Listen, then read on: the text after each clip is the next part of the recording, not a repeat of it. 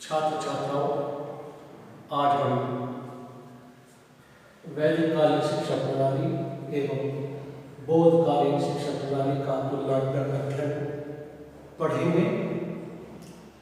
हमने वैदिककालीन शिक्षा प्रणाली पढ़ी, उसके बाद बौद्धकालीन शिक्षा प्रणाली पढ़ी। अब उन दोनों में कंपैरेटिव स्टडी करेंगे, अर्थात दोनों में क्या क्या समानता है, क्या क्या असमानता है, ये जानने की कोशिश करेंगे। जब किसी भी चीज की दो व्यक्तियों की कोई तुलना की जाती है या किसी संस्था की दो संस्थाओं की तुलना की जाती है, तो तुलना करते समय हम दो ही चीजों पर अपनी दृष्टि डालते हैं कि उन व्यक्तियों में या उन संस्थाओं में या उन संगठन में क्या क्या समानताएं हैं और क्या क्या असमानताएं हैं। अर्थात बौद्धकालीन शिक्षा प्रणाली और वैदिककालीन शिक्षा प्रणाली में क्या क्या समानताएं हैं, सिमिलरिटीज क्या क्या है, क्या वो चीजें एक समान दोनों में पाई जाती हैं, क्या वो चीजें दोनों में एक समान नहीं पाई जाती है, कुछ चेंजेस हो गया है, कुछ परिवर्तन हुआ है वैदिक काल की अपेक्षा बौद्ध काल में। जैसे प्रोग्रेस हुई है, कई सौ साल बीत गए हैं वेद काल को पढ़ते पढ़ते वैदिक काल शिक्षा प्रणाली में, तो बौद्ध काल में हम पहुंचते हैं तो उसमें कुछ परिवर्तन जरूर आया होगा, कुछ नई चीजें आई होंगी देखने को, तो कुछ जो पुरानी चीजें हैं वो लगातार चल रही होंगी, तो वो नई चीजें क्या आई है, क्या उनमें परिवर्तन हुआ है, उसको हम असमानताओं में लेंगे। और जो दोनों में एक समान चीजें पाई जा रही हैं उसको हम समानताओं में गिनेंगे। तो सबसे पहले हम समानताएं देखते हैं कि दोनों में समानताएं क्या है। समानता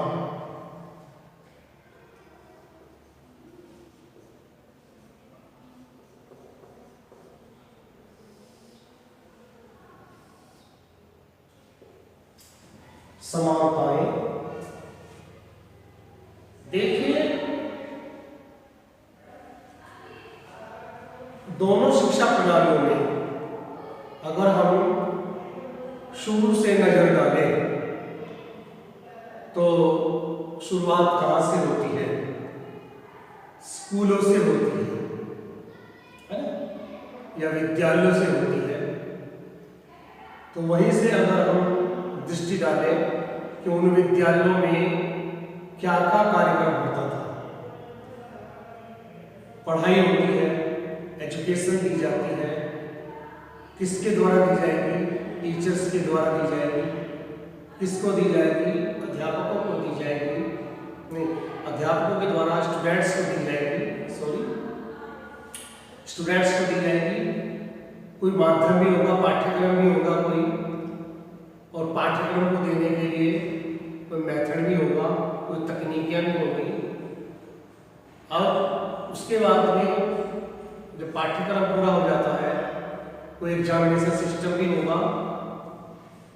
एग्जामिनेशन सिस्टम के बाद में कोई पास है का कोई प्रमाण पत्र दिया जाता है या नहीं दिया जाता है।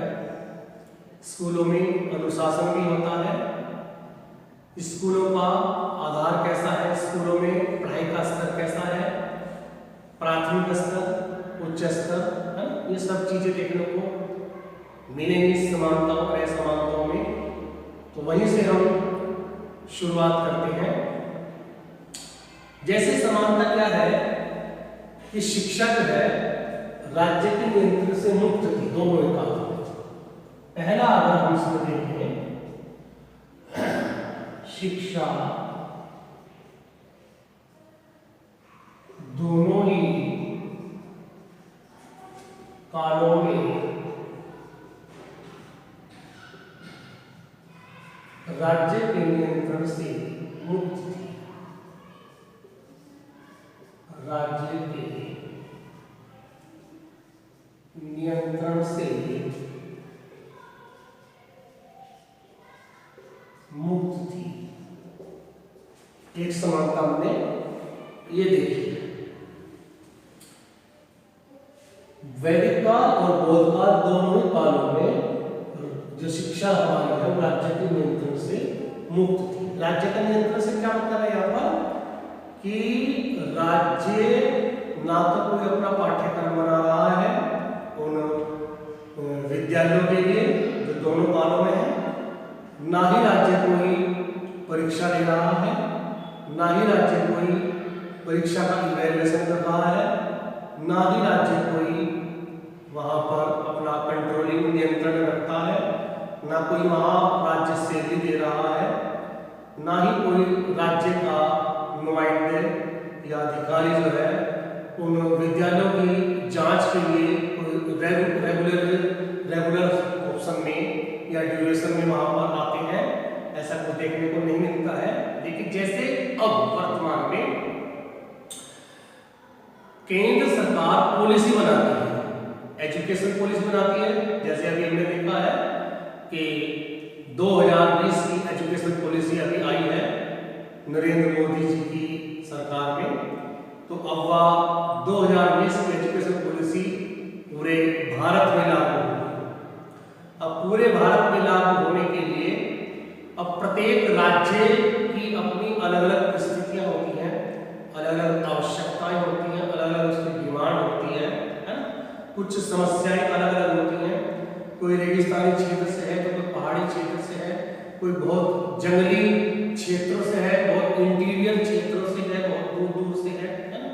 तो अलग अलग उनकी आवश्यकताएं समस्याएं हैं उनकी। तो जो एजुकेशन पॉलिसी बनाई है लागू तो प्रत्येक राज्य में होगी, लेकिन थोड़ा सा सरकार उसमें अमेंडमेंट कर सकती है, थोड़ा सा संशोधन कर सकती है, राज्य की परिस्थिति आवश्यकताएं उसके अनुसार उसमें थोड़ा सा संशोधन करके उसको लागू करती है। जब एजुकेशन पॉलिसी राज्य सरकार की लागू हो जाएगी तो सरकार जो है वहाँ पर नियंत्रण भी रखेगी, कंट्रोलिंग भी करेगी, अपने जो टीचर्स उसमें रहते हैं उनको सैलरी भी देगी, है ना। और मेंटेनेंस के लिए पैसा भी आता है, वहाँ पर विकासात्मक पैसा आता है, टीचर्स की सैलरी के लिए पैसा आता है, इवैल्यूएशन जो होता है वो बाहर होता है, उसमें भी शासन का नियंत्रण होता है। अर्थात शासन के नियुक्त जो अधिकारी है वो इवैल्यूएशन करते हैं परीक्षाओं का, फिर उसके बाद में रिजल्ट आउट होता है। तो कुल मिलाकर के हम कह सकते हैं कि अब वर्तमान में राज्य सरकार या भारत सरकार या केंद्र सरकार कह सकते हैं उनके नियंत्रण में हमारी शिक्षा चलती है। भारत सरकार के अलग से स्कूल है, कॉलेज है, राज्य सरकार के अलग से स्कूल है, कॉलेज है, और जो हमारी स्थानीय सरकारें होती हैं उनके भी अब छोटे छोटे अपने स्कूल या माध्यमिक स्कूल उनके भी होते हैं। तो उन सरकारों का उन पर फिर नियंत्रण भी होता है। तो वहां पर हमें देखने को मिल रहा है वैदिक काल और बौद्ध काल में कि राज्य का कोई नियंत्रण वहां पर नहीं है, कोई हस्तक्षेप नहीं है, कोई राज्य का कोई कानून रूल रेगुलेशन वहां पर नहीं चलता है। वहां पर बौद्ध संघों के नियम चलते हैं और वेद काल में जो गुरु आश्रम होते हैं, गुरु लोग जो होते थे उनके वहां पर रूल रेगुलेशन चलते थे। नंबर 2 हम देखते हैं इनमें कि शिक्षा के जो स्तर है वो दोनों में लगभग समान है। शिक्षा के स्तर दोनों ही कालों में एक समान है।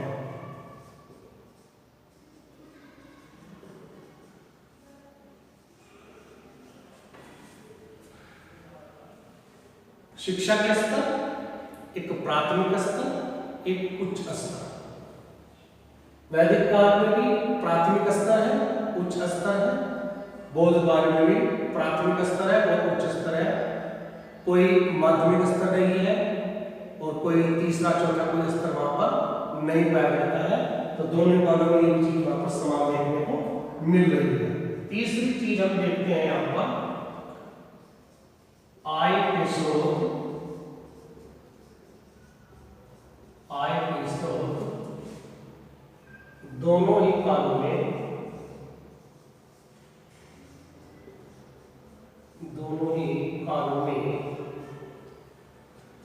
लगभग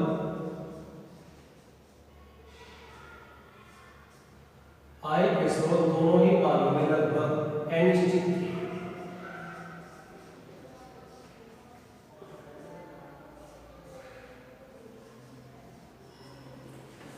अनिश्चित का मतलब क्या है कि जैसे अब निश्चित रूप में वर्तमान में सरकारों की तरफ से पैसे आते हैं या विकास के लिए पैसे आते हैं, मेंटेनेंस के लिए पैसे आते हैं रेगुलर फॉर्म में कॉलेज को, विद्यालय को, जैसे यूजीसी है आपकी, तो यूजीसी जो है जितने भी पूरे भारत के विश्वविद्यालय होंगे या महाविद्यालय होंगे तो उन सबको वो पैसा देती है। उनके जो टीचर्स होते हैं उनकी सैलरी भी आती है वहाँ से, और मेंटेनेंस के लिए, विकास के लिए और बहुत सारे काम के लिए वहाँ पर पैसे आते हैं, निश्चित रूप में पैसे आते हैं। तो उस जमाने में ऐसा कुछ भी नहीं था। वैदिक काल रहा हो चाहे बौद्ध काल रहा हो, आय के अनिश्चित स्रोत थे दोनों कालों में। कोई राजा जो है रेगुलर फॉर्म में कोई पैसा उनको नहीं देता था, चाहे बौद्ध काल रहा हो चाहे वैदिक काल रहा हो। जो टीचर्स थे उनकी भी सैलरी कोई निश्चित नहीं थी। वेद काल में तो एक एक दो दो टीचर या गुरु होते थे उनमें, तो वो अपने आप इसको वहन करते थे, भिक्षा मांगते थे समाज में जाकर के, और भिक्षा भी उतनी लेते थे कि जिससे डेली का जो है अपना पेट का जो है खर्चा जो है, जितना पेट का खर्चा होता होगा उतना वो उससे निभ सके, तो उतनी वहाँ पर भिक्षा मांगी जाती थी। बौद्ध काल में क्या है कि उनको राजाओं ने कुछ गांव जो है वो दान में दे दिए कृषि करने के लिए, बौद्ध मठों को, बौद्ध विहारों को, तो वहाँ पर थोड़ा सा उसकी आर्थिक स्थिति सुधर गई है, लेकिन रेगुलर फॉर्म में वहाँ पर कुछ नहीं है। कभी उन बौद्ध मठों से या वेद काल के जो आश्रम है वहाँ से कोई राजा गुजर गया, कोई धनी व्यक्ति गुजर गया, कोई राजकुमार गुजर गया, तो उसने कुछ पैसा वहाँ पर दे दिया, कुछ धन संपत्ति दे दी, वो एक बात एक अलग थी, लेकिन रेगुलर फॉर्म में वहाँ पर कुछ भी दोनों कालों में नहीं आता था। तो ये भी दोनों ही कालों में एक चीज समापन में मिलने को देखने को मिल रहा है।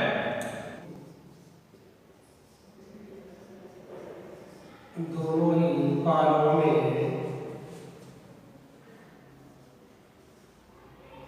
शिक्षा के उद्देश्य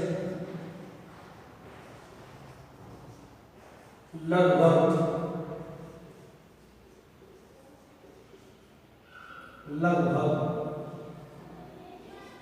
एक समान थे।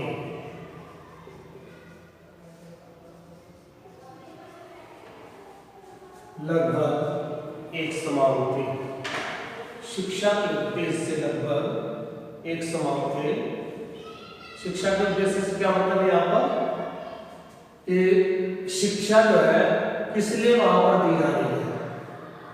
बौद्ध मठों में, बौद्ध विहारों में, गुरुकुल में शिक्षा किस लिए दी जा रही है, बच्चों में क्या चीज डेवलप करनी है, कौन से गुण उसमें लाने हैं, बच्चों को हम क्या बनाना चाहते हैं, बच्चों में चारित्रिक गुण, नैतिक गुण, शारीरिक गुण, और उनको स्वास्थ्य के प्रति जागरूक करना या सामाजिकता की भावना में लाना या अपने व्यवसाय के प्रति उनको जागरूक करना, तो ये सब चीजें हमें देखने को मिल रही है वहाँ पर।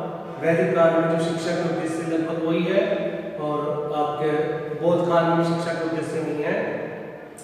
दोनों ही अपने छात्रों को शारीरिक रूप से बलिष्ठ बनाना चाहते हैं, मानसिक रूप से ऊंचा बनाना चाहते हैं, उच्च स्तर का मानसिक स्तर उनका बनाना चाहते हैं, और शारीरिक स्वास्थ्य के प्रति उनको जागरूक करना चाहते हैं। व्यायाम सिखा रहे हैं, योग सिखा रहे हैं वैदिक काल में।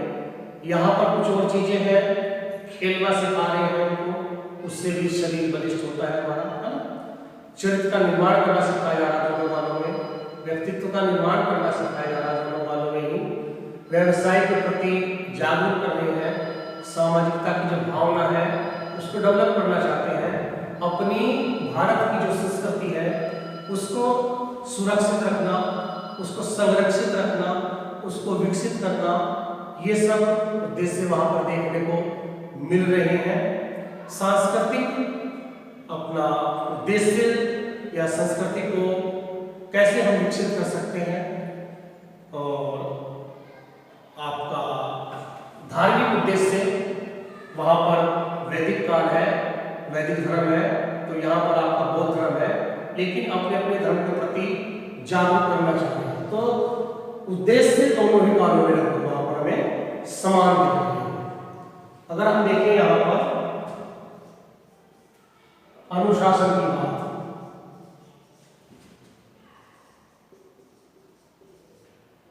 अनुशासन,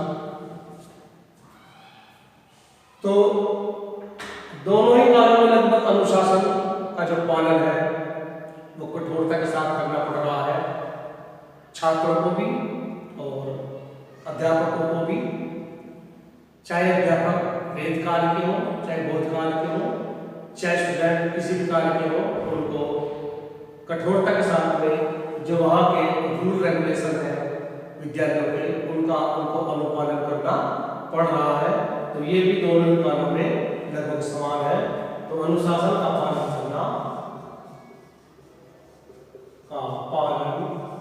करना, ये दोनों कालों में लगभग समान दिख रहा है। अब आ जाती है शिक्षण नीतियां। दोनों ही कालों में शिक्षण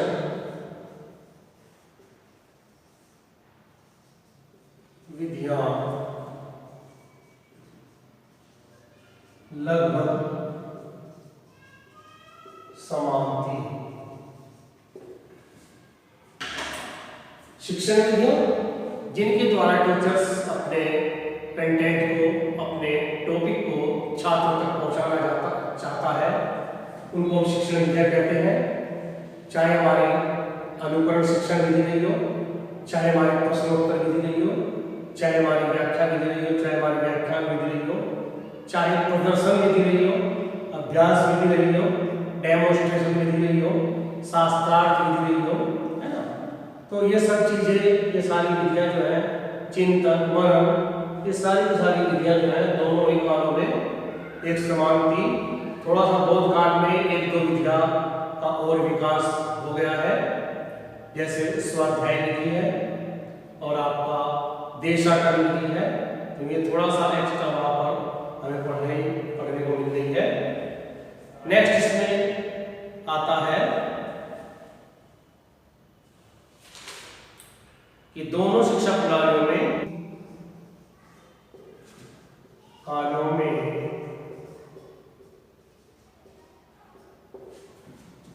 शिक्षक एवं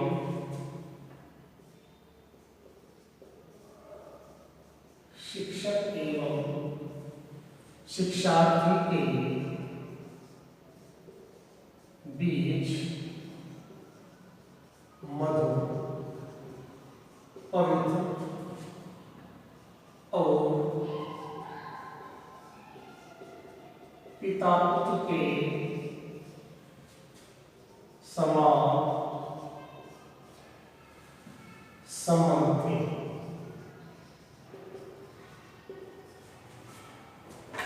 पिता पुत्र के समान संबंध थे।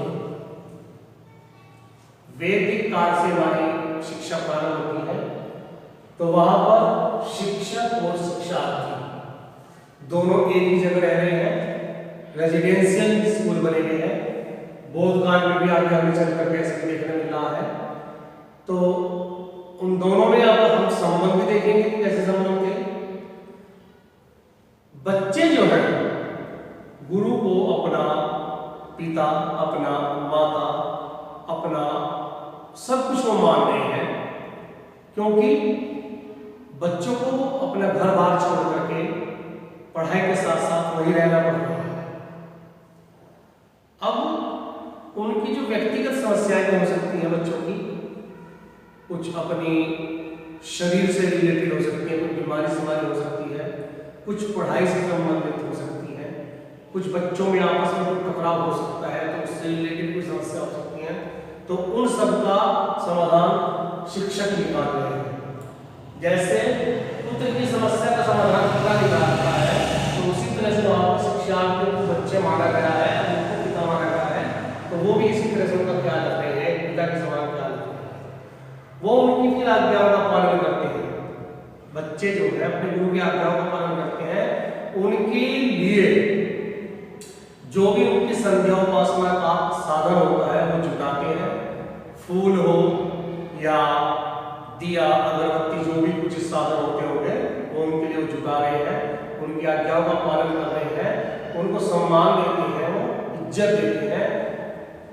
शिक्षक भी शिक्षार्थियों को स्नेह करते हैं, प्यार करते हैं, उनके विचारों को सुनते हैं, उनकी समस्याओं का समाधान निकालते हैं। तो दोनों ही तरफ से जो है आपस में कोऑर्डिनेशन है, सामंजस्य है, तो उसी से वहाँ पर जो संबंध है वो मधुर बन गए हैं, पवित्र बन गए हैं, पिता पुत्र के समान बन गए हैं। और बोध काल में यही सब चीजें देखने को मिल रही है।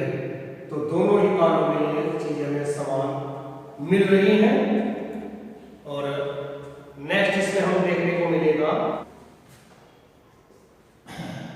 दोनों ही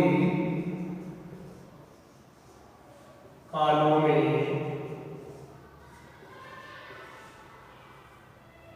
विद्यालयों का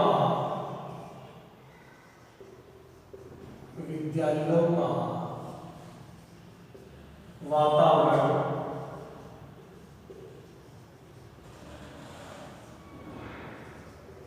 शुद्ध एवं पवित्र था। दोनों ही कालों में जो विद्यालयों को खोला गया था, गुरुआश्रम को खोला गया था या बोध मठ बोध विहार को खोला गया था, वो तो जो आज वर्तमान में विद्यालयों को या कॉलेज खोलने के जो नॉर्म्स होते हैं उन नॉर्म्स का वहाँ पर बखूबी पालन किया गया है।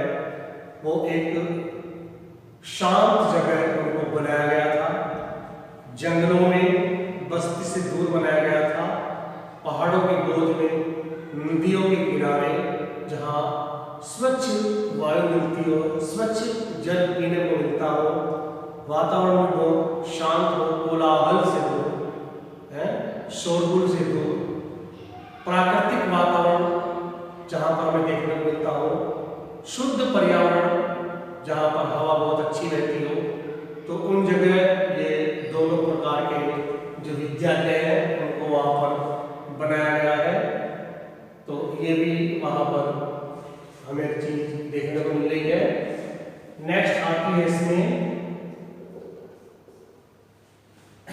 जो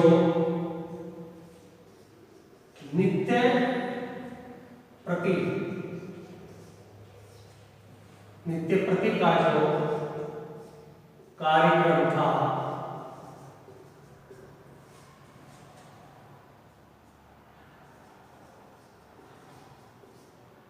संस्कार प्रधान था।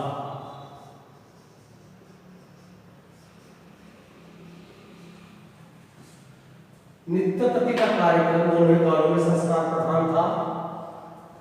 संस्कार जो सोने को कुंदन बना देता है। संस्कार का मतलब यह है खनिज जो हमें पृथ्वी के गर्भ से मिलते हैं वो अशुद्ध रूप में मिलते हैं और जब उनको भट्टी में पकाया जाता है तो वो संस्कारित हो जाते हैं।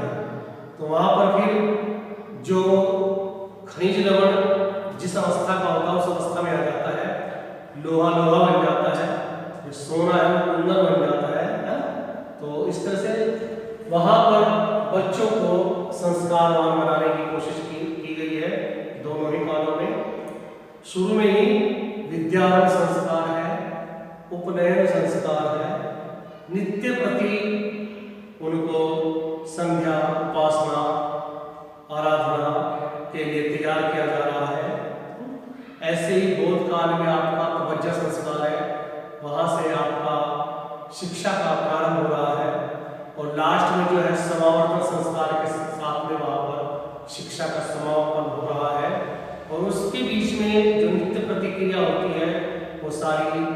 नीति प्रधान, धर्म प्रधान, आध्यात्मिक वातावरण में वहाँ पर दोनों ही कालों में की जा रही है। तो ये सब चीजें हमें वहाँ पर अच्छी तो मिल रही है देखने को दोनों ही कालों में। अब आती है नेक्स्ट उत्तर प्रदेश में स्त्री शिक्षा। स्त्री शिक्षा की कैसी व्यवस्था थी वहां पर? स्त्री शिक्षा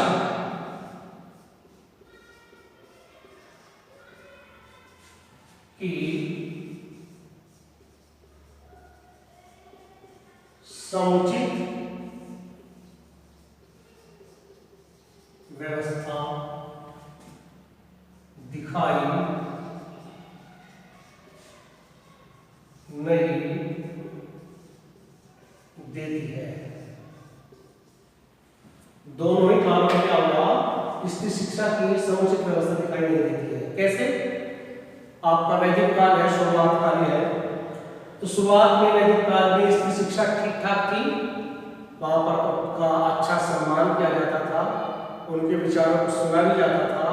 कुछ पढ़ी लिखी महिलाएं भी नहीं है, वो शास्त्रार्थ भी करती थी, अपने पति के साथ में कंधे से कंधा मिला करके वो चलती थी, समाज में उनका अच्छा स्थान था, वो धार्मिक क्रियाएं भी करती थी, वो यज्ञ भी करा लेती थी, जाप भी करा लेती थी, वो है ना।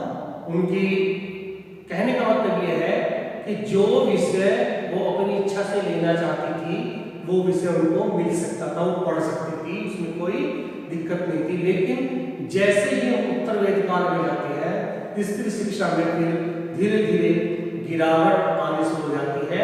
ऐसे ही बौद्ध काल में फिर हम देखते हैं, तो शुरू में जो बौद्ध काल में बौद्ध मठ खोले गए हैं, गौतम बुद्ध ने उनमें उनको आने के लिए बाधित किया है कि स्त्रियों को इन बौद्ध मठों में आना वर्जित है, उनको पढ़ाई नहीं करनी है। लेकिन उनके परम शिष्य जो आनंद रहे हैं, उनके कहने पर उन्होंने उन महिलाओं को वहाँ पर आने की अनुमति दे दी है। लेकिन फिर भी वो उतनी अच्छी तरह से प्रोग्रेस नहीं कर पाई है वो शिक्षा, क्योंकि जो थोड़ी बहुत पारिवारिक जो अच्छे मतलब खानदान की जो महिलाएं थी सिर्फ वही पढ़ पाई है, और उन्होंने जन सामान्य के लिए कोई भी प्रयास नहीं किया है, समाज में जाकर के कोई प्रचार प्रसार उन्होंने नहीं किया है कि शिक्षा जो है महिलाओं को दी जानी चाहिए या नहीं दी जानी चाहिए। तो इस प्रकार से दोनों ही कालों में हमें वहाँ पर स्त्री शिक्षा की समुचित व्यवस्था दिखाई नहीं दे रही है। तो छात्र छात्राओं, आज के लिए बस इतना ही।